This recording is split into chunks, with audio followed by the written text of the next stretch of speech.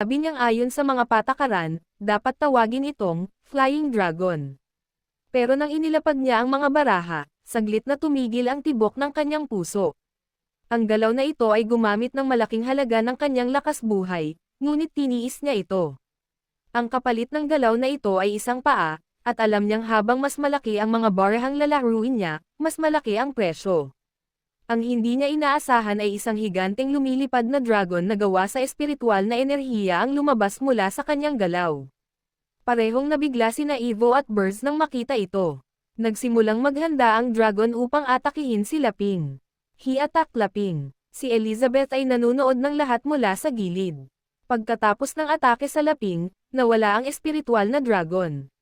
Si Burst ay sobrang natakot dahil nalaman niyang ang paglalaro ng kombinasyon ng mga baraha ay nauuwi sa pagkatalo. Sabi ni Burst, tapos na ako, nasaktan ko ang maalamat